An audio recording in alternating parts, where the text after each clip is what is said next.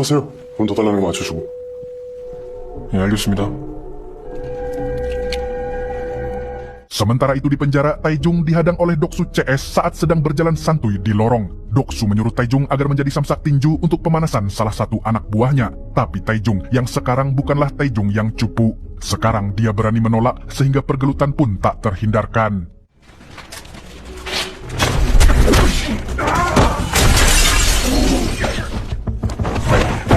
Lorong seketika menjadi arena gelut dadakan sebab napi lain ikut menonton momen langka itu. Lantas setelah berhasil menumbangkan para jamet, Taijung kemudian memperingatkan Doksu agar berhenti mencari gara-gara dengannya. Pergelutan di lorong tadi ternyata menggemparkan satu penjara dan menjadi bahan omongan napi lain. Namun dua tahanan yang bergosip tentang kekalahan Doksu langsung menerima hal ini. Saat Doksu sedang mengamuk dan menghajar napi itu, geng lain yang sejak dulu jadi rivalnya Doksu datang. Mereka dipimpin oleh seorang pria jamet yang tubuhnya dipenuhi tato bernama Gang Jai. Dia baru saja keluar dari ruang isolasi dan kini kembalinya dia tentu saja disambut dengan tak ramah oleh Doksu. 또 들어왔나? Long time no see.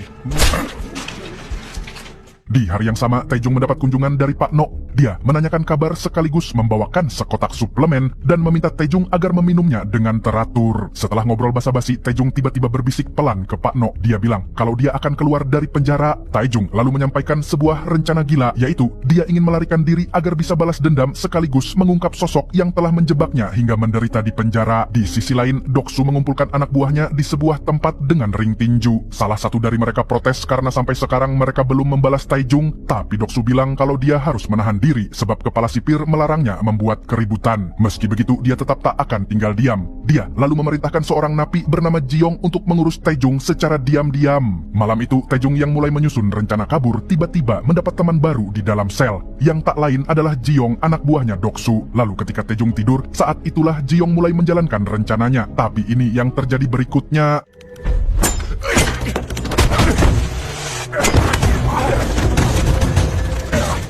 Pagi berikutnya saat absen Doksu memperhatikan sel mereka dan tak menyangka Taijung keluar tanpa luka sedikit pun. Sebaliknya, justru Jiong yang babak belur. Kemudian saat makan, Taijung malah dengan santuy duduk di depannya Doksu. Lalu di sini dia sengaja menyinggung soal adik perempuan Doksu dan mengatakan kalau Doksulah pelaku pemerkaos serta pembunuh adiknya sendiri. Ucapannya itu berhasil membuat Doksu marah besar dan langsung menghajarnya dengan membabi buta. Tapi anehnya, Taijung tidak melawan sedikit pun. Saat Taijung hampir dihajar pakai omprengan MBG, beruntung sipir datang dan langsung menyetrum Doksu tanpa ampun. Akibat insiden itu, Doksu dikurung di ruang isolasi. Sementara Taijung merasa menang karena telah berhasil menyingkirkan penghalangnya untuk kabur. Ternyata, mulai kepake otaknya abang ini. Sore harinya, Taijung terlihat merawat tanamannya di halaman penjara. Kapten yang lalu datang membawa barang yang dipesan oleh Taijung. Si kapten cukup baik padanya karena sejak ada Taijung, penjara jadi tampak lebih hidup dengan tanaman dan bunga. Ternyata, Taijung meminta spons media tanam yang sebenarnya punya fungsi lain dalam rencana kaburnya. Taijung lalu menyembunyikan spons itu di dalam pot dan berpura-pura tanamannya tugas dari Kapten Yang. Setelah berhasil masuk tanpa diperiksa, dia lalu membawa pot itu ke gudang pembersih dan menyimpannya di sana. Besoknya, terlihat sekelompok napi Blok B yang baru saja menyelesaikan tugas dan hendak kembali ke sel. Tapi salah satu napi bilang ingin nyebat sebentar hingga tiba-tiba ternyata pelakunya adalah Taijung. Karena napi tadi tak muncul saat absen, maka sipir meminta sukarelawan baru untuk menggantikan posisinya. Tanpa basa-basi, Taijung langsung mengangkat tangan. Dia pun akhirnya diberi kunci sementara untuk membersihkan area Blok B. Begitu menerima kunci, dia bergegas ke gudang mengambil spons yang sudah disembunyikan lalu mencetak duplikat kuncinya. Setelah itu, hasil cetakan tersebut disimpan dengan rapi di kebun mininya. Kebetulan hari itu ada tim medis yang datang untuk vaksinasi. Para petugas kesehatan ini rupanya suruhan Samidi yang ingin menyingkirkan Taijung. Semua napi yang ada di bengkel kemudian diminta makan siang lebih cepat agar bisa langsung vaksin. Namun sebelum pergi, mereka harus melalui pengecekan agar tidak ada yang menyelundupkan barang apapun termasuk kunci. Di saat bersamaan, seorang sipir meminta bantuan Taijung tetap tinggal untuk memperbaiki mobilnya. Taijung pun langsung menyanggupi sebab ini adalah kesempatan emas untuk menyelesaikan kunci duplikat. Begitu sipir pergi makan siang, Taijung pun mulai bergerak membuat kunci. Lalu setengah jam kemudian, sipir itu kembali membawa makanan untuknya.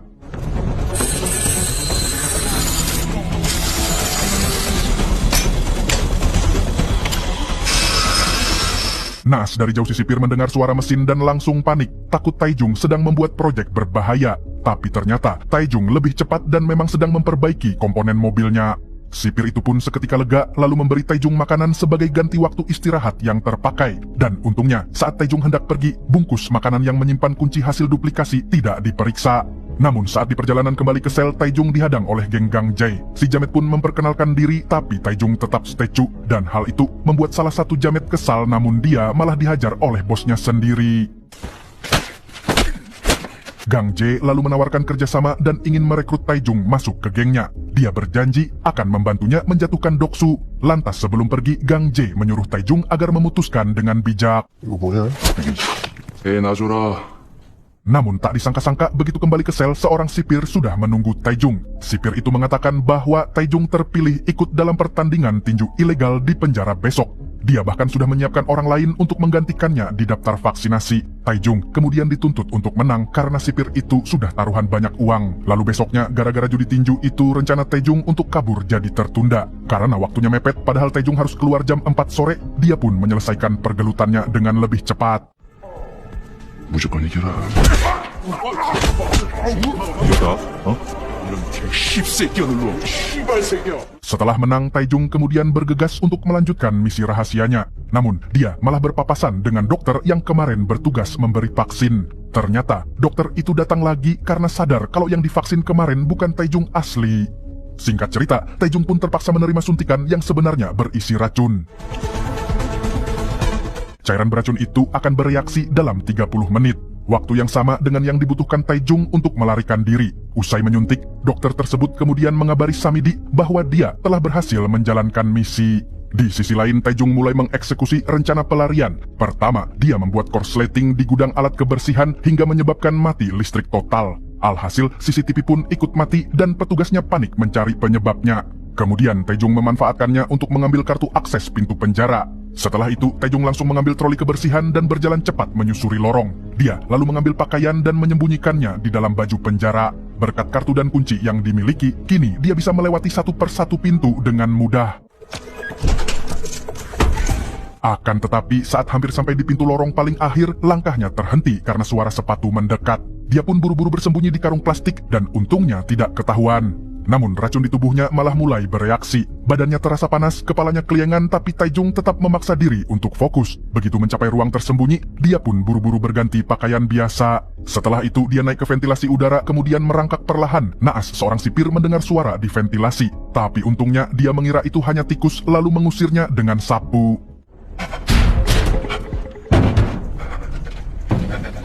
Taijung yang panik pun bergerak lebih cepat hingga akhirnya berhasil keluar dan turun ke ruang tunggu pengunjung. Namun sayangnya tubuhnya justru semakin lemah. Di luar penjara, Pak No sudah menunggu di gerbang utama, tapi dia malah bertemu dengan Kapten Yang. Pak No kemudian beralasan ingin menjenguk Taijung tapi waktunya sudah habis. Mendengar itu, Kapten Yang pun hendak membantunya agar bisa masuk. Namun Pak No menolak dan terpaksa pamit pergi agar tidak menimbulkan kecurigaan. Sementara di dalam, Taijung menunggu waktu yang tepat untuk keluar. Dia tahu truk makanan akan berangkat pukul 4 sore bertepatan dengan jam pulang para pengunjung. Lantas begitu waktunya tiba, dia langsung menerobos kerumunan dan berjalan melewati pintu keluar. Tapi apesnya, baru selangkah keluar dari pintu depan, racun di tubuhnya malah bekerja semakin agresif. Kepalanya Taijung berdenyut hebat dan pandangannya berputar hingga akhirnya...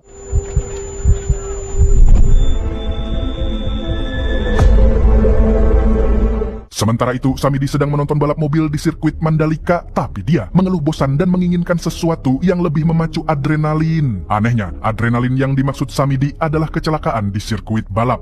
Dia lalu meminta hal tersebut ke manajer pembalap yang dia sponsori. Tapi karena tidak puas dengan jawabannya, Samidi langsung memutuskan kontrak secara sepihak dan menghentikan semua dana sponsor. Lalu besoknya, seorang jenderal datang berkunjung ke penjara. Kunjungan yang dadakan itu membuat kepala sipir kaget bukan main. Namun saat mereka berbincang, tiba-tiba Samidi ikut masuk ke ruangan. Pak Jenderal kemudian meminta semua orang keluar dan menyisakan kepala sipir bersama Samidi. Beliau juga sempat berpesan agar kepala sipir menuruti semua perintah Samidi. Di sini kepala sipir masih bingung siapa Samidi sebenarnya. Apalagi dengan sikapnya yang sembrono dan tak tahu sopan santun, sebenarnya dia menahan ingin mengampleng kepalanya. Kemudian Samidi menyebut bahwa Pak Jenderal adalah rekan bisnisnya dan kedatangannya bukan tanpa alasan. Dia lantas mengeluarkan proposal program relawan lingkungan dan menyerahkan 2 batang emas murni kepada Pak Sipir. Dan jika kerjasama itu berjalan lancar, akan ada 5 batang tambahan. Kepala sipir pun seketika melongo, apalagi saat Samidi membongkar kalau dia sering melakukan pungli di penjara. Dari situ dia tahu bahwa Samidi bukan orang sembarangan. Setelah sepakat bekerja sama, kepala sipir diminta membuat daftar tahanan tangguh yang bisa bekerja untuk proyek yang disiapkan Samidi. Proyek apa itu? Rahasia. 폭력, 살인, 강도. 대답. 예, 지시하신 대로 하겠습니다. Sementara di sisi lain, Kapten Yang telah menemukan peta rancangan pelarian buatan Taijung. Setelah mengikuti skenarionya, dia pun terkagum-kagum dengan kenekatan serta kecerdasan Taijung yang mencoba kabur lewat gerbang depan. Tapi ternyata Taijung gagal kabur gara-gara pingsan. Kini dia baru saja siuman di ruang kesehatan penjara. Dokter di sana lantas mengungkap kebingungannya karena hasil tes darah Taijung menunjukkan kadar racun tikus dalam dosis besar. Namun Taijung beruntung karena vitamin K3 yang dia minum bisa menetralkan racun tersebut. Dan suplemennya adalah pemberian dari Pak No beberapa hari lalu. Setelah memastikan keadaannya stabil, dokter itu pun pergi, meninggalkan Taijung yang masih lemas dan muntah-muntah karena efek obat. Tak berselang lama, Kapten Yang datang dan menatap Taijung dengan wajah campur antara kecewa dan bingung. Dia tidak habis pikir bagaimana tahanan yang hampir mati bisa tetap berusaha kabur. Bagi Yang itu tidak masuk akal. Dia pun mulai menduga ada seseorang yang sengaja meracuninya. Oleh karena itu, dia berjanji akan memperketat pengawasan agar hal seperti ini tidak terulang lagi. Sementara Taijung menitip pesan untuk disampaikan ke Pak No, yaitu ucapan terima kasih karena telah menyelamatkan nyawanya lagi. 태중이가 정말 그렇게 말했다고요? 네, 당사자도 못 알아들으신다. Tak lama, Doksu dibebaskan dari sel isolasi, tapi wajahnya jelas menahan dendam. Tanpa membuang-buang waktu, dia segera mengumpulkan semua pasukan jametnya dan langsung menuju ruang kesehatan tempat Taijung dirawat. Taijung yang sudah merasakan hawa-hawa aneh pun segera bersiap. Apalagi saat napi lain tiba-tiba keluar dari ruang perawatan, dia tahu sesuatu akan terjadi. Dan benar saja, tak berselang lama Doksu datang bersama pasukannya dan langsung mengincar tempat tidurnya.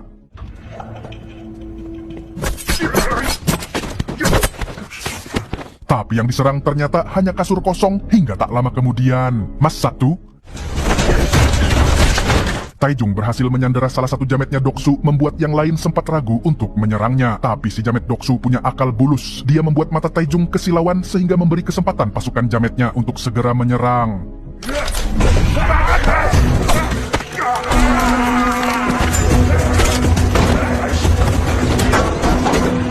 Sementara itu, kepala penjara mengumpulkan beberapa sipir terpercaya untuk membahas proyek besar dari Samidi. Dia lalu mengiming-mengimingi mereka dengan uang serta emas yang membuat imannya para sipir korup itu langsung goyah. Di sisi lain, Kapten Yang mulai curiga ada yang tidak beres di ruang kesehatan. Berawal dari dokter yang malah santuy sambil nyebat di luar, kemudian pintu ruang kesehatan dijaga ketat oleh anak buah Doksu. Karena tidak mampu melawan para jamet sendirian, Kapten Yang lantas pergi ke ruang kontrol untuk menekan tombol alarm darurat. Seketika sirene meraung di seluruh kompleks penjara dan para sipir yang sedang meraup uang terpaksa meninggalkannya untuk segera berlari ke arah ruang kesehatan.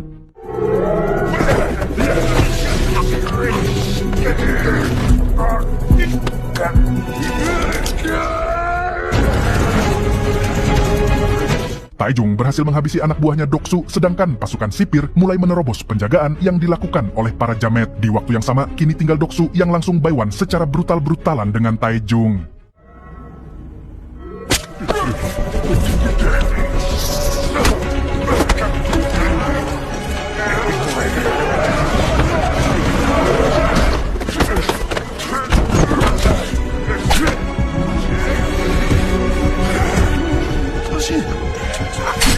Hingga akhirnya Doksu tumbang tepat saat para sipir berhasil menyergap masuk. Sementara Taijung berdiri terengah dengan luka dan darah di sekujur tubuh. Dia tidak berniat membunuh, hanya ingin mengakhiri semuanya. Kepala sipir yang melihat kekacauan itu pun marah besar. Kemudian Taijung langsung dipindahkan ke ruang isolasi sebagai hukuman. Beberapa hari setelahnya, saat dia sedang sendirian di ruangan kecil itu, Taijung halu didatangi almarhum adiknya. Dia pun curhat kalau sejak dia di penjara hidupnya hancur, tapi tekadnya tidak padam. Dia berjanji akan segera keluar dan menemukan orang yang menjebaknya serta membunuh adiknya. Saat pikirannya tenggelam dalam lamunan, tiba-tiba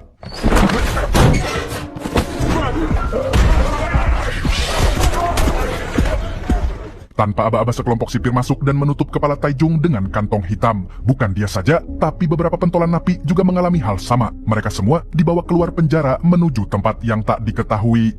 Di saat bersamaan, Samidi menerima laporan bahwa 12 tahanan sudah dipindahkan. Semuanya adalah napi dengan kasus berat. Lalu saat memeriksa daftarnya, Samidi melihat satu nama menarik yang tak lain dan tak bukan adalah Taejung. Kita lalu dibawa kembali ke 5 tahun lalu, di mana kini terlihat sebuah kamar apartemen yang kondisinya lebih buruk dari kapal pecah. Barang berserakan dan cairan merah terlihat di banyak tempat. Pria yang tampak teler ini adalah Baek Dokyung atau kita sebut saja Panjul, putra tunggal seorang anggota DPR paling berpengaruh di kota Seoul. Dengan suara gemetar dia menghubungi ayahnya sambil meyakinkan bahwa dirinya tidak sedang ngeplay. Namun gadis yang bersamanya tidak bernapas alias sudah innalillahi. Panjul pun panik dan memohon bantuan karena dia takut dijebloskan ke penjara. 나 어떡해? 나 갑자기 무서워지려고 했는데? Sementara itu, di sebuah hotel mewah sedang berlangsung acara perjanjian kerjasama proyek. Di sini, Samidi terlihat bergabung dengan 3 bos dari perusahaan berbeda, membahas perusahaan yang memenangkan tender proyek pusat data nasional. Tapi para bos itu justru menertawakan dan menuduh Samidi sebagai buzzer. Samidi lantas mengaku kalau dialah pemilik dari perusahaan raksasa yang dimaksud. Langsung terbukti saat pembawa acara memanggil namanya untuk naik ke panggung sebagai CEO. Salah satu dari bos itu kemudian menuding Samidi sebagai pemuda songong tanpa tahu apa yang bisa Samidi lakukan terhadapnya. Begitu acara selesai, bos yang tangannya menunjuk Samidi tadi hendak pulang. Tapi tiba-tiba mobilnya dihadang oleh mobil lain. Dan tak lama kemudian... Kita lalu beralih ke rumahnya Samidi, di mana dia sedang menikmati sebuah karya seni patung dan ternyata jarinya bos tadi diambil untuk menjadi bagian dari koleksi tersebut. Hal itu menunjukkan betapa bengisnya sosok Samidi ini.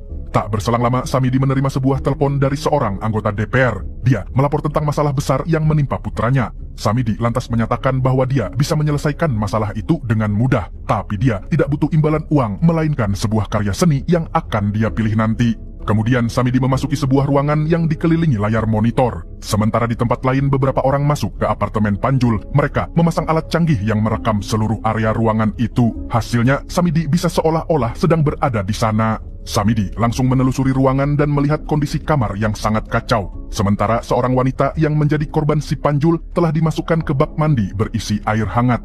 Dan korban itu adalah Nayong yang dulu dikaitkan dengan kasusnya Taejung. Setelah melihat-lihat, Samidi lantas mengendalikan jaringan CCTV untuk mencari sosok yang dapat digunakan sebagai kambing hitam. 얘는 하루 종일 집 근처에 있었네. 잡았다. Hingga akhirnya dia menemukan kandidat yang cocok. Yap, dialah Taejung yang terpantau sering berada di sekitar lokasi. Dan beginilah cara manipulasi itu dilakukan. Yaitu dimulai dengan mengawasi seluruh pergerakan Taejung. Lalu saat Taejung bekerja jadi kurir Shopee Food, dia diikuti oleh anak buah Samidi yang membawa ponsel korban. Sementara beberapa orang memakai APD lengkap menyusup ke rumahnya untuk mengumpulkan sidik jari serta pola sepatu yang biasa Taejung pakai. Seluruh sampel itu kemudian dipindahkan ke apartemen tempat Nayong dibunuh. Malamnya saat melihat Taejung adu cungur dengan pacarnya, Samidi mendapat ide tambahan. Dia pun langsung memerintahkan anak buahnya agar mengambil semua sampah dari rumah Taejung. Kemudian bekas pelindung Ichibos Taejung diolah oleh dokter bernama Joko yang memberi Taejung vaksin beracun. Inilah alasan kenapa cairan anu Taejung ditemukan di TKP. Termasuk gelang pemberian Suji juga sengaja dicari yang mirip dan diletakkan di dekat korban. Sementara adik Taejung dihabisi demi melenyapkan bukti dan saksi mengingat gelang asli milik Taejung jatuh di kamar kos adiknya itu. 그치, 그거 태진이 고시원에 떨어뜨린 것 같아요. 나 좀 도와줄래? 너 보조가 좋겠다. Alhasil, kini terungkap bahwa seluruh bukti dan jebakan yang menjerat Taejung merupakan naskah yang ditulis Samidi dengan rapi dan mendetail. Maka ketika Taejung ditangkap, dia tidak memiliki kesempatan untuk mengelak. Keesokan harinya, Samidi menelpon si DPR dan mengabarkan bahwa masalah putranya sudah selesai. Dia juga menyuruh anaknya yang bernama Dokyung bin Panjul untuk pergi ke luar negeri sebagai langkah aman. Kita kembali ke masa sekarang, yaitu pada malam ketika para napi diculik dan dipindahkan ke sebuah pabrik tua. Samidi juga berada di sana lalu memerintahkan agar para napi diberi makan terlebih dahulu. Begitu pintu truk dibuka, 12 napi ditarik keluar lalu didorong masuk ke sebuah ruangan ajab-ajab yang dijaga ketat oleh tentara bertopeng. Ternyata ruangan itu berisi banyak makanan dan minuman yang sudah disiapkan oleh Samidi. Di sini Gang Jae sempat memberontak dan menolak diperlakukan seperti mainan. Namun napi yang lain tak peduli dan lebih memilih menyantap hidangan, apalagi tersedia banyak alkohol. Saat itulah Gang Jae melihat Samidi muncul di lantai atas. Namun ketika dia mencoba menghampiri, dia langsung dihalangi. Selesai makan, para tahanan diantar menuju kamar masing-masing dan Taejung mendapatkan bilik nomor 9. Semua napi juga masuk ke bilik mereka tanpa tahu ngapain sebenarnya mereka di sini. Saat lampu malam dipadamkan, Taejung memanfaatkan momen untuk menyelinap keluar. Niatnya tetap sama, yaitu mencari celah untuk kabur. Taejung bergerak secara hati-hati melewati penjaga dan menuju area yang penuh dengan mobil rongsokan. Dari sana, dia mengamati jumlah penjaga dan letak titik butanya. Namun saat bergerak lagi, tiba-tiba